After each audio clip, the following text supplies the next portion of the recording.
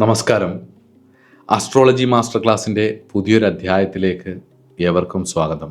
കഴിഞ്ഞ ക്ലാസ്സിൻ്റെ ബാക്കിയായിട്ടുള്ള ഗ്രഹവേദം എന്ന് പറയുമ്പം ഒരു ഗ്രഹം ഒരു ഭാവത്തിലൂടെ ചന്ദ്രാൽ സഞ്ചരിക്കുമ്പം, അത് ഗോചരത്തിൽ ചിന്തിക്കുമ്പം, മറ്റൊരു ഭാവത്തിലൂടെ വേറൊരു ഗ്രഹം സഞ്ചരിക്കുമ്പം അത് ഗ്രഹവേദമാവുന്നു. ഇപ്പോൾ ഉദാഹരണത്തിന് രവിക്ക് ചന്ദ്രാൽ 3-ാം ഭാവം ശുഭസ്ഥാനമാണ്. ചന്ദ്രാൽ 9-ാം ഭാവത്തിലൂടെ മറ്റൊരു ഗ്രഹം സഞ്ചരിക്കുമ്പം രവി വേദിക്കപ്പെടും എന്നുള്ളതായിരുന്നു നമ്മൾ കഴിഞ്ഞ ക്ലാസ്സിൽ പഠിച്ചത്. അതിൻ്റെ വിപരീത വേദവും പഠിച്ചു. ഇനി ഈ വേദത്തിന് 2 പക്ഷങ്ങളുണ്ട്, 2 അഭിപ്രായങ്ങളുണ്ട്. അതിൽ ഒന്നാമത്തെ അഭിപ്രായമാണ് ഞാൻ ഇന്നലെ പറഞ്ഞത്. അത് സർവ്വസാധാരണമായിട്ട് ആളുകൾ യൂസ് ചെയ്യുന്നതും ആണ്. ഇനി മറ്റൊരു അഭിപ്രായം പറഞ്ഞാൽ, ചന്ദ്രാൽ 3-ലൂടെ രവി സഞ്ചരിക്കുമ്പം രവിയുടെ 9-ലൂടെ വേറൊരു ഗ്രഹം സഞ്ചരിച്ചാൽ അത് വേദമാവും. മനസ്സിലാവുന്നുണ്ടോ? ചന്ദ്രാൽ 3-ലൂടെ രവി സഞ്ചരിക്കുമ്പോൾ രവിയുടെ 9-ലൂടെ ഒരു ഗ്രഹം സഞ്ചരിക്കുമ്പോൾ അത് വേദമാവും എന്നുള്ളത് ഗ്രഹത്തെ ആസ്പദപ്പെടുത്തിയിട്ടുള്ള ഒരു വേദചിന്തയുണ്ട്. ഉദാഹരണത്തിന് വ്യാഴം 2-ലൂടെ സഞ്ചരിക്കുമ്പം, ചന്ദ്രാൽ 2-ലൂടെ സഞ്ചരിക്കുമ്പം ശുഭഫലം നൽകും. അപ്പോൾ ഒന്നാമത്തെ പക്ഷപ്രകാരം ചന്ദ്രാൽ 2-ലൂടെ വ്യാഴം സഞ്ചരിക്കുമ്പോൾ ചന്ദ്രാൽ 12-ലൂടെ ഒരു ഗ്രഹം സഞ്ചരിച്ചാൽ അത് വേദമാവുന്നു എന്നുള്ളതും. ഇനി ഗ്രഹം അടിസ്ഥാനപ്പെടുത്തി ഒരു ചിന്തയുള്ളത്, ചന്ദ്രാൽ 2-ലൂടെ വ്യാഴം സഞ്ചരിക്കുമ്പോൾ അത് ശുഭവും, ആ 2-ലൂടെ സഞ്ചരിക്കുന്ന വ്യാഴത്തിൻ്റെ 12-ൽ വേറൊരു ഗ്രഹം സഞ്ചരിക്കുമ്പോൾ വേദവുമാകുന്നു എന്നുള്ളത് രണ്ടാമത്തെ പക്ഷം. ഇതിലേത് പക്ഷമാണ് നിങ്ങൾക്ക് ശരി എന്ന് ചോദിച്ചാൽ, നിങ്ങൾ ജ്യോതിഷ വിദ്യാർത്ഥികളാണെങ്കിൽ നിങ്ങളുടെ ആചാര്യൻ ഏത് പക്ഷത്തിനോടാണോ ചേർന്ന് നിൽക്കുന്നത് അതാണ് നിങ്ങളുടെ പക്ഷം. അല്ലെങ്കിൽ നിങ്ങൾ ജ്യോതിഷ വിദ്യാർത്ഥികളാണെങ്കിൽ ഏത് പക്ഷമാണ് നിങ്ങൾക്ക് അനുഭവത്തിൽ വരുന്നത് അതാണ് നിങ്ങളുടെ പക്ഷം. ഈ രണ്ടാമത് പറഞ്ഞ കാര്യങ്ങളാണ് കൂടുതലും അനുഭവത്തിൽ കാണുന്നത്. ഗ്രഹത്തിൻ്റെ വേദസ്ഥാനത്ത് ഒരു ഗ്രഹം വരുമ്പോഴാണ് ശരിക്കും വേദഫലം കൂടുതലായിട്ട് അനുഭവിക്കുന്നത്. അത് ഈ ചന്ദ്രാലുള്ളത് മാത്രമല്ല, മറ്റു കാര്യങ്ങൾക്കുമെല്ലാം ഈ വേദം ഉപയോഗിക്കാം. ദശയും ഗോചരവും തമ്മിലുള്ള ബന്ധത്തെ ദശാനാഥൻ്റെയും അപഹാരനാഥൻ്റെയും ഫലസൂചനകൾ നോക്കി നമ്മൾ ഗോചരത്തെ ചിന്തിക്കുമ്പം, ഗോചരത്തിൽ അതെപ്പോൾ സംഭവിക്കും എന്ന് കാണിക്കുമ്പം, ആ സമയത്ത് ആ ദശാനാഥൻ്റെയോ അപഹാരനാഥൻ്റെയോ വേദസ്ഥാനത്ത് ഒരു ഗ്രഹം നിന്നാൽ നമുക്ക് ആ ഫലാനുഭവങ്ങൾ കുറയുന്നതായിട്ട് അനുഭവത്തിൽ പെട്ടിട്ടുണ്ട്. ഈ രണ്ടാമെന്ന് പറഞ്ഞ പക്ഷവും ചന്ദ്രാൽ ചിന്തിക്കുന്ന പക്ഷവും ഉണ്ട്. ചന്ദ്രാലുള്ള ഗോചര ചിന്തയാണ് എങ്കിൽ, ഗോചരത്തെ മാത്രമാണ് നിങ്ങൾ ചിന്തിക്കുന്നത്, ചന്ദ്രനെ ബേസ് ചെയ്താണ് ചിന്തിക്കുന്നത് എങ്കിൽ, ഒന്നാമത്തെ പക്ഷം ഇതാണ്: വ്യാഴം ചന്ദ്രാൽ 2-ലൂടെ ശുഭസ്ഥാനത്ത് സഞ്ചരിക്കുമ്പോൾ ചന്ദ്രാൽ 12-ലൂടെ ഒരു ഗ്രഹം സഞ്ചരിക്കുമ്പോൾ അത് വേദവും. ഇനി നിങ്ങൾ ആ ഗ്രഹ അടിസ്ഥാനപ്പെടുത്തി അതിനെയാണ് ചിന്തിക്കുന്നതെങ്കിൽ, വ്യാഴം ചന്ദ്രാൽ 2-ലൂടെ ശുഭസ്ഥാനത്ത് സഞ്ചരിക്കുമ്പോൾ വ്യാഴത്തിൻ്റെ 2-ലൂടെ സഞ്ചരിക്കുമ്പോൾ വ്യാഴത്തിൻ്റെ 12-ൽ ഒരു ഗ്രഹം വന്നാൽ, വ്യാഴത്തിൻ്റെ 12-ൽ ഒരു ഗ്രഹം വന്നാൽ അത് അശുഭഫലം നൽകുന്നു എന്നും 2 പക്ഷമുണ്ട്. എല്ലാ ഗ്രഹങ്ങളിലും നിങ്ങൾക്ക് അപ്ലൈ ചെയ്ത് നോക്കാം. നമ്മുടെ ഒന്നാമത്തെ വീഡിയോയ്ക്കകത്ത് വേദങ്ങളുടെ സ്ഥാനം കൊടുത്തിട്ടുണ്ട്. അതിൽ ശുഭസ്ഥാനങ്ങളും അശുഭസ്ഥാനങ്ങളും കൊടുത്തിട്ടുണ്ട്. വിപരീത വേദം വരുമ്പോൾ അത് തിരിച്ച് ചിന്തിക്കുന്നു എന്നുള്ളതേ ഉള്ളൂ. ഇത്രയാണ് വേദത്തെക്കുറിച്ച് പറയാനുള്ളത്. ഇനി നമുക്ക് പഠിക്കാനുള്ളത് നക്ഷത്രവേദം ആണ്. സപ്തശലാകാവേദം എന്നുള്ളൊരു വേദമുണ്ട്. ഇത്രയേ ഉള്ളൂ. ഒരു നക്ഷത്രത്തിന് മറ്റൊരു നക്ഷത്രം വേദമായിരിക്കും. അങ്ങനെ ചിന്തിക്കുമ്പം ഒരു ഗ്രഹം ഏത് നക്ഷത്രത്തിലൂടെയാണോ സഞ്ചരിക്കുന്നത് ആ നക്ഷത്രത്തിന് പറഞ്ഞിട്ടുള്ള വേദനക്ഷത്രത്തിൽ വേറെ ഏത് ഗ്രഹം വരുന്നോ അപ്പോൾ മാത്രമേ അതിൻ്റെ ഫലം കുറയുള്ളൂ എന്നും, ജന്മനക്ഷത്രത്തിന് ഒരു വേദനക്ഷത്രം ഉണ്ടാവും. ആ വേദനക്ഷത്രത്തിലൂടെ ഏത് ഗ്രഹം സഞ്ചരിച്ചാലും ആ സമയത്ത് കുറച്ച് ബുദ്ധിമുട്ടുകൾ വരികയും അതുപോലെ തന്നെ ജന്മ അനുജന്മ നക്ഷത്രങ്ങൾക്ക്, അതായത് ഒരാൾ ജനിച്ച നക്ഷത്രവും അയാളുടെ 10ാമത്തെ നക്ഷത്രവും 19ാമത്തെ നക്ഷത്രത്തിലൂടെയും ഒരു ഗ്രഹം സഞ്ചരിക്കുന്ന കാലഘട്ടത്തിൽ അയാൾക്ക് ദുരിതം വരുമെന്നും അതും ഒരു തരത്തിൽ ജന്മാനുജന്മ വേദം എന്ന് പറയും എന്നും, ഒരാൾ ജനിച്ച നക്ഷത്രത്തിൻ്റെ 3, 5, 7, 12, 14, 16, 21, 23, 25 എന്നീ നക്ഷത്രങ്ങളിലൂടെ കടന്നു പോകുമ്പം ദോഷഫലം തരുന്ന ഗ്രഹമാണെങ്കിൽ ഈ പറഞ്ഞ നക്ഷത്രങ്ങളിലൂടെ കടന്നു പോകുമ്പം അവർക്ക് ദോഷഫലം നൽകും എന്നും, ജനിച്ച നക്ഷത്രത്തിൻ്റെ അഷ്ടമരാശിയിലൂടെ 64ാം നക്ഷത്രപാദത്തിലൂടെ ഒരു ഗ്രഹം കടന്നു പോയാൽ അയാൾക്ക് ദുരനുഭവങ്ങൾ ഉണ്ടാവും എന്നും, അത് ഏറ്റവും കൂടുതൽ തരുന്നത് ശനി ആയതുകൊണ്ടാണ് വാസ്തവത്തിൽ അഷ്ടമശനിക്ക് ഇത്രത്തോളം പ്രാധാന്യം. 64ാം നക്ഷത്രപാദം അഷ്ടമരാശിയിലായിരിക്കും വരുന്നത്. അതുകൊണ്ടാണ് അഷ്ടമശനിക്ക് ഇത്രയും ബുദ്ധിമുട്ടുകൾ പറയുന്നത്. കാരണം ശനി അത് നന്നായിട്ട് സ്വാധീനിക്കും. അതുപോലെ തന്നെ ഒരാൾ ജനിച്ച നക്ഷത്രത്തിൻ്റെ പാദത്തിൻ്റെ തൊട്ട് പുറകിലത്തെ പാദം 108ാം നക്ഷത്രപാദം ഒരു ഗ്രഹം സഞ്ചരിക്കുമ്പം അയാൾക്ക് ദോഷാനുഭവങ്ങൾ വരും. ഇത് രണ്ടും ഏറ്റവും കൂടുതൽ തരുന്നത് ശനിയാണ്. അതുകൊണ്ട് തന്നെയാണ് മിക്കപ്പോഴും ജന്മശനിയും അഷ്ടമശനിയും വളരെ ബുദ്ധിമുട്ടായിട്ട് വരുന്നതും, അതുപോലെ തന്നെ ജന്മവ്യാഴവും അഷ്ടമവ്യാഴവും വളരെ ബുദ്ധിമുട്ടായിട്ട് വരുന്നതും, ജന്മരാഹുവും അഷ്ടമരാഹുവും വളരെ ബുദ്ധിമുട്ടായിട്ട് വരുന്നതും. അത് വളരെ എവിഡൻ്റായിട്ട് കണ്ടിട്ടുണ്ട്. ഒരാൾ ജനിച്ച നക്ഷത്രത്തിൻ്റെ 64ാം നക്ഷത്രപാദം, അത് അഷ്ടമരാശിയിലായിരുന്നു വരുന്നത്. ആ നക്ഷത്രപാദത്തിലൂടെ ഒരു ഗ്രഹം കടന്നു പോകുന്ന കാലം അയാൾക്ക് ദുരിതാനുഭവമായിരിക്കും. ഒരാൾ ജനിച്ച നക്ഷത്രത്തിൻ്റെ 108ാം നക്ഷത്രപാദത്തിലൂടെ ഒരു ഗ്രഹം കടന്നു പോകുമ്പം അത് അയാൾക്ക് ദോഷ അനുഭവമായിരിക്കും. അതായത് ജനിച്ച നക്ഷത്രപാദത്തിന് തൊട്ട് പുറയിലത്തെ പാദമാണ് 108ാം നക്ഷത്രപാദം, അതും ദോഷമായിരിക്കും. ഈ നക്ഷത്രവേദം എന്ന് പറയുന്നത് ഒരു നക്ഷത്രത്തിന് ഒരു നക്ഷത്രം വേദമാണെന്ന് പറഞ്ഞല്ലോ. അത് ഏതൊക്കെയാണെന്ന് നോക്കാം. സപ്തശലാക ചക്രം എന്ന് പറഞ്ഞിട്ടൊരു ചക്രമുണ്ട്. ആ ചക്രാടിസ്ഥാനത്തിലാണ് 28 നക്ഷത്രങ്ങൾ ഇതിനകത്ത് വരും. 27 നക്ഷത്രങ്ങളേ ഉള്ളൂ നമുക്ക്. പക്ഷേ ഉത്രാടത്തിൻ്റെ അവസാന പോർഷൻസും തിരുവോണത്തിൻ്റെ ആദ്യ പോർഷൻസും കൂടെ ചേർത്തെടുക്കുന്ന അഭിജിത്ത് എന്ന് പറയുന്ന ഒരു നക്ഷത്രമുണ്ട്. ആ നക്ഷത്രത്തെയും കൂടി നമ്മൾ ഇതിനകത്ത് വേദമായിട്ട് എടുക്കും. അപ്പോൾ അതേതൊക്കെയാണെന്നുള്ളത് നോക്കാം. ഞാനിവിടെ നോട്ട് ചെയ്ത് വെച്ചിട്ടുണ്ട്, ഞാൻ പറയാം. അശ്വതി നക്ഷത്രത്തിന് പൂരം നക്ഷത്രം വേദമാണ്. ഭരണി നക്ഷത്രത്തിന് മകം നക്ഷത്രം വേദമാണ്.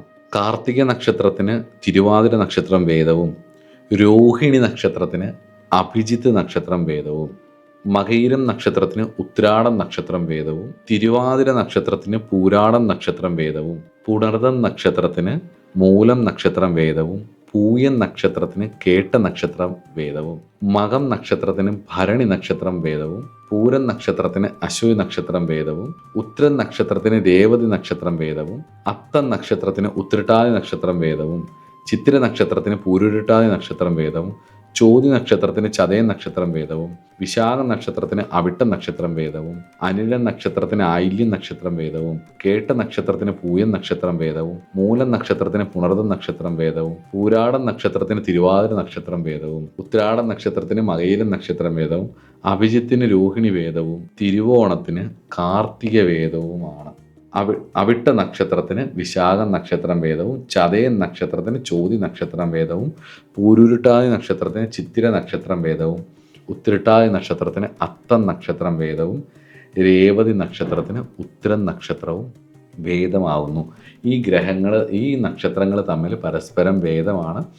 ഈ നക്ഷത്രത്തിലോ ഒരാൾക്ക് പറഞ്ഞിട്ടുള്ള നക്ഷത്രവേദ ദിവസം ഒരു കാര്യങ്ങൾ ചെയ്യുകയോ ആ നക്ഷത്രത്തിലൂടെ വേദനക്ഷത്രത്തിലൂടെ ഒരു ഗ്രഹം സഞ്ചരിക്കുന്ന കാലഘട്ടത്തിൽ ആ സഞ്ചരിക്കുന്ന ഗ്രഹത്തിൻ്റെ കാരകത്വത്തിലുള്ള വിഷയങ്ങൾ പുതിയതായിട്ട് തുടങ്ങുകയോ, അതായത് നമുക്ക് ആ വിഷയങ്ങൾ പുതിയതായിട്ട് എന്തെങ്കിലും തുടങ്ങണം എന്നുണ്ടെങ്കിൽ, ഇപ്പോൾ ഉദാഹരണത്തിന് കാർത്തിക നക്ഷത്രത്തിൽ ജനിച്ച ഒരാൾക്ക് വിവാഹകാര്യം തിരുവോണം നക്ഷത്രത്തിലൂടെ ശുക്രനോ അയാളുടെ ജാതകത്തിൻ്റെ 7ാം ഭാവാധിപനോ സഞ്ചരിക്കുന്ന കാലം തിരഞ്ഞെടുക്കരുത്. തിരഞ്ഞെടുത്താൽ ബുദ്ധിമുട്ടുകൾ വരും. അതുകൂടാതെ കാർത്തിക നക്ഷത്രത്തിൽ ജനിച്ച ഒരാൾക്ക് അയാളുടെ 7ാം ഭാവം മോശമായിട്ടുണ്ടെങ്കിൽ, ശുക്രൻ മോശമായിട്ടുണ്ടെങ്കിൽ, ഈ 2 ഗ്രഹങ്ങളും തിരുവോണം നക്ഷത്രത്തിലൂടെ സഞ്ചരിക്കുന്ന സമയം അയാൾക്ക് വല്ലാത്ത ബുദ്ധിമുട്ടുകൾ, ആ കാരകത്വവുമായിട്ട് ബന്ധപ്പെട്ടിട്ട് ബുദ്ധിമുട്ടുകൾ വരും എന്നുള്ളതും ആണ് ഈ നക്ഷത്രവേദത്തിൻ്റെ ഇത് ഒരുപാട് പേരെടുക്കുന്നുണ്ട്, ഞാനും എടുക്കാറുണ്ട്.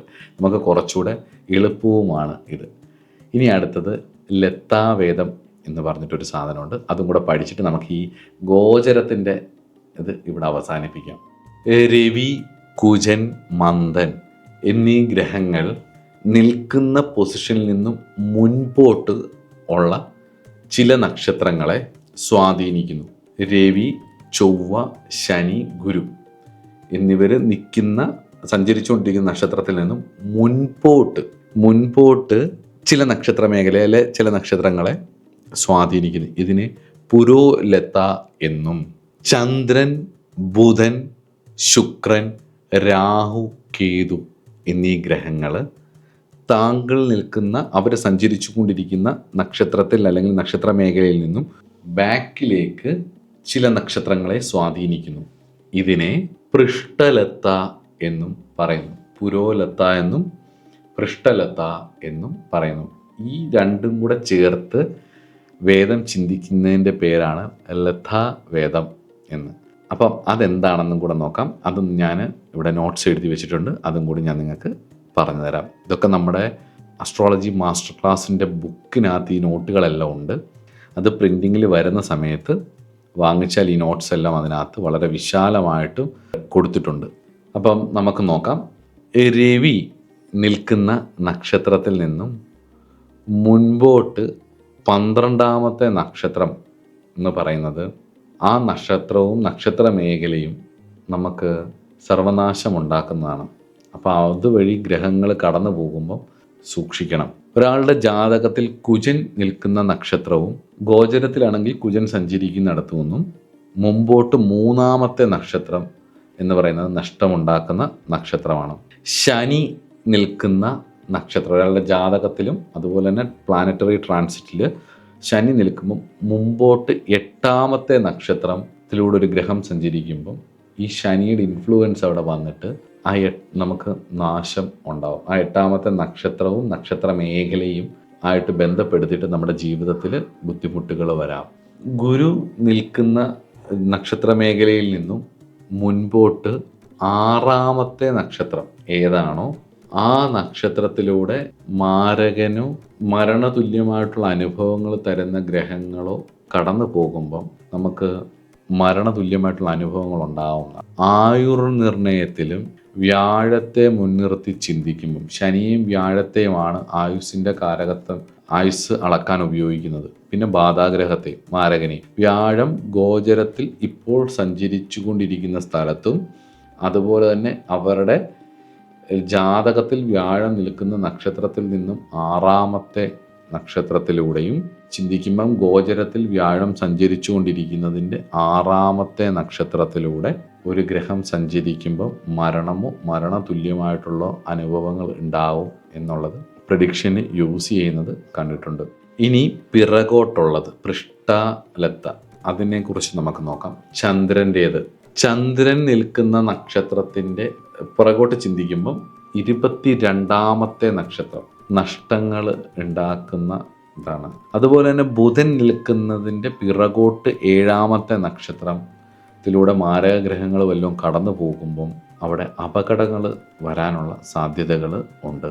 ശുക്രൻ നിൽക്കുന്ന നക്ഷത്രത്തിൽ നിന്നും പിറകോട്ട് 5ാമത്തെ നക്ഷത്രത്തിലൂടെ ഒരു ഗ്രഹം കടന്നു പോകുമ്പം വഴക്കുകളും കുടുംബ വിഷയത്തിൽ റിലേഷൻഷിപ്പ് ബ്രേക്കപ്സും ഒക്കെ വരും. അപ്പം ആ സമയത്ത് രാഹുവിൻ്റെ ദശയോ അപഹാരമോ നടക്കുന്നുണ്ടെങ്കിൽ ഈ ഫലം കൂടുതലായിട്ട് വരികയും ചെയ്യും. രാഹുവിൻ്റെ നിൽക്കുന്ന സ്ഥലത്ത് നിന്ന് പിറകോട്ട് 9ാമത്തെ നക്ഷത്രത്തിലൂടെ ഒരു ഗ്രഹം സഞ്ചരിക്കുന്ന കാലം അതിൻ്റെ ദശയോ അപഹാരമോ ഒക്കെ വരികയാണെങ്കിൽ കഷ്ടപ്പാടുകൾ ധാരാളം ഉണ്ടാവും. ഇത് തന്നെയാണ് കേതുവിനും പറഞ്ഞിട്ടുള്ളത്. ഇത്രയാണ് ലഥാവേദത്തിൻ്റെ കൺസെപ്റ്റ്. അതുപോലെ തന്നെ ഒരു ഗ്രഹത്തിൻ്റെ ശത്രുഗ്രഹം താൻ ആ ജാതകത്തിൽ നിൽക്കുന്ന സ്ഥലത്തേക്ക് ഗോചരവശാൽ കടന്നു വരുമ്പം ഒരു ബുദ്ധിമുട്ട് അനുഭവപ്പെടും. ഉദാഹരണത്തിന് ഒരാളുടെ ജാതകത്തിൽ രവി ലഗ്നാൽ 1 നിൽക്കുകയാണെന്ന് വെച്ചു.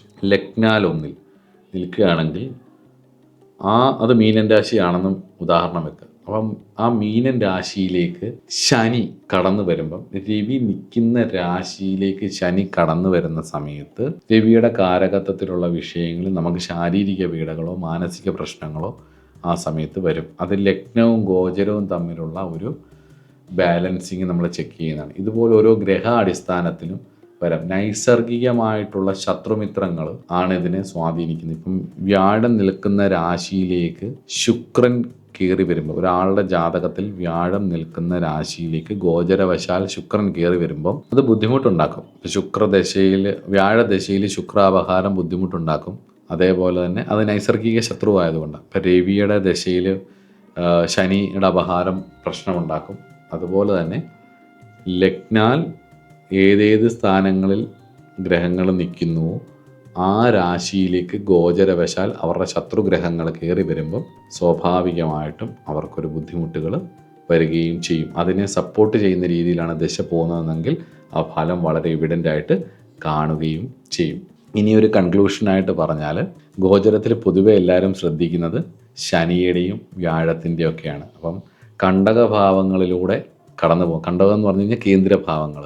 ചന്ദ്രൻ നിൽക്കുന്ന രാശിയുടെ 1, 4, 7, 10 ഭാവങ്ങളിലൂടെ ശനി സഞ്ചരിക്കുമ്പോൾ അത് കണ്ടക ശനിയും, ചന്ദ്രൻ നിൽക്കുന്ന രാശിയുടെ തൊട്ട് പുറകിലും തൊട്ട് മുമ്പിലുമായിട്ടുള്ള രാശിയിലും ആ ജന്മരാശിയിലൂടെ കടന്നു പോകുമ്പോൾ അത് 7.5 ശനിയെന്നും, ചന്ദ്രൻ നിൽക്കുന്ന രാശിയുടെ തൊട്ട് പുറയിലത്തെ രാശിയിലൂടെ സഞ്ചരിക്കുമ്പം അത് 12 ശനിയെന്നും, ചന്ദ്രൻ നിൽക്കുന്ന രാശിയിലൂടെ ശനി കടന്നു പോകുമ്പോൾ അതിനെ ജന്മശനിയെന്നും, 2 കടന്നു പോകുമ്പോൾ 7.5 ശനിയുടെ അവസാന ഭാഗമായിട്ടുള്ള 2-ാം ഭാവത്തിലെ ശനിയെന്നും, ചന്ദ്രൻ നിൽക്കുന്ന രാശിയുടെ 8-ാം ഭാവത്തിലൂടെ കടന്നു പോകുമ്പം അതിനെ അഷ്ടമ ശനിയെന്നും പറയുന്നു.